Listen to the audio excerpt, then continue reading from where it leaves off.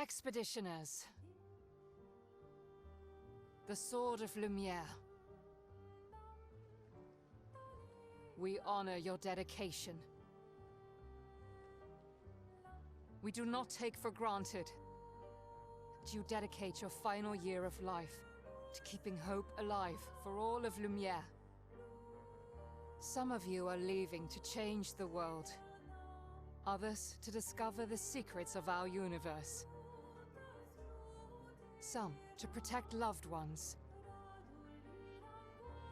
Others to find meaning in our all-too-short lives. As you sail into the unknown, know that Lumiere stands with you. When you battle the paintress, know that Lumiere fights with you. Let the stones of her monolith crumble. Let her body lie at the end of the world.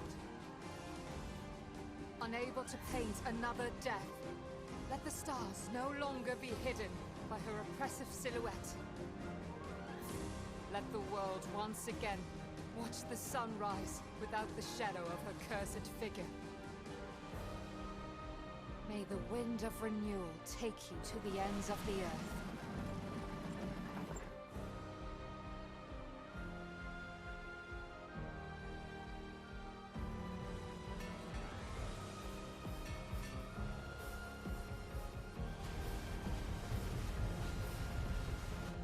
Tomorrow comes.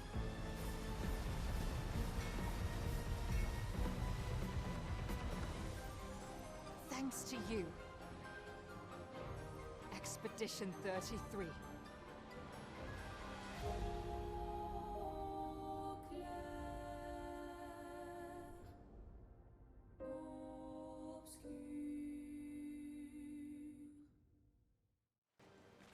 What's going on, everybody? AllFamilyGamez here. Today we're starting a new series. It's called Gamer's Couch. Basically, it's where I bring all my recording equipment out into the living room and I review video games for you.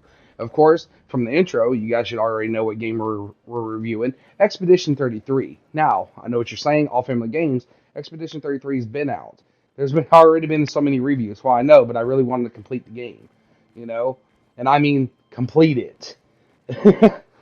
Complete it. Because there's side quests, there's other stuff, and I'm basically one of those people. When I get a hold of a video game, I do like what I like to call is 100% completion, not 100% trophy, but 100% completion of the game. It means I do all side quests, and I do everything that you could possibly do in the game, and try to get everything you could possibly get in the game. Now, one of the things that I wanted to show off here at the very start, which is why I'm walking around, is I wanted to show you guys the visuals of the game. This game is visually stunning. It is absolutely beautiful. It matches beauty with death so very well, which very few video games ever do. Not only that, but this game draws inspiration for me. It gives me like a feeling of like Alice in Wonderland meets Elden Ring kind of ordeal. Because it's kind of obscure. Let's see what I get there. Anyway, the locations and the maps, they're so out there. Kind of like Alice, like as if you would be in the Alice in Wonderland kind of ordeal. But then also some of the bosses and some of the way the game does is like, it feels like Elden Ring because it does have that kind of difficulty level with it as well. Now, mind you, I'm on New Game Plus, which yes, there is New Game Plus in the game, which to me is actually a good thing, you know, because I made a mistake. I kind of jumped ahead because I got so good at parrying in the game and dodging that I kind of jumped to some areas and got some weapons that kind of made me OP, which kind of made the game a little too easy for me. But that was my fault because I like to explore and I like to check out so much stuff, and I apologize. Apologize for the audio quality. Somebody, a cat, my cat's sitting right next to me, she decided to chew on my other headset, so my audio quality is not going to be the best, so I have to utilize my Bluetooth headset for the microphone. So I do apologize in advance for the audio quality. But anyway, so another thing that really I want to delve into is the soundtrack of this game. The soundtrack for this game is absolutely beautiful, and it matches so well visually, and the way they lined everything up was absolutely amazing. And the soundtrack mixed with the visuals and the characters, it's just really going to pull you in. This game pulls you in. You want to know the story, you want to understand the characters, and you end up falling in love with all of it. And it does it so well. And the combat system, which is what you're about to see on the screen right now, the combat system is absolutely amazing. I enjoy it. I love it. I'm not a very big fan of turn-based combat system for a reason that you can't really dodge and parry, but this game, they fixed that issue. And that was one of the biggest reasons why I never played any of the old Final Fantasy games. I did play some of the newer ones like Final Fantasy 15 and so forth. Like I did play the remakes and stuff, but I never played the old original Final Fantasy games because I did not like the turn-based combat system where you end up attacking, but then you have to take a hit. I'm like, man, I'd rather dodge or get out of the way of the hit, and they actually implement that, and I love it. I actually love it. The fact that they add a parrying and a dodge system was just amazing, and it drew in somebody who does not like turn-based combat, who does not like the original turn-based combat system, and brought them in. And the combat system is flashy. It's actually visually appealing to watch your characters do their moves, because you could actually set up to where it does combos, where you actually do combos and you stack stuff, which is absolutely amazing.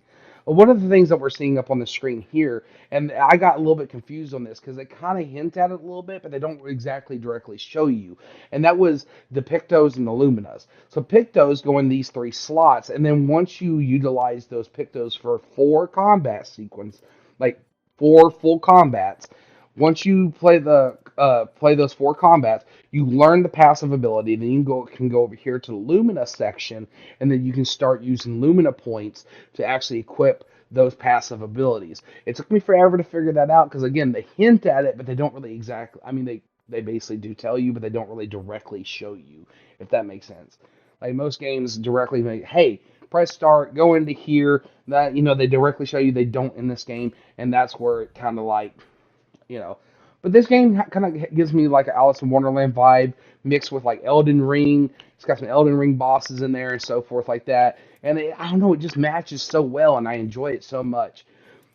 And you'll see here in just a second, one of the combat sequences, or like one of the bosses in the game. I'm not going to spoil anything, but you'll see this is one of the bosses that's in the game that I'm about to fight.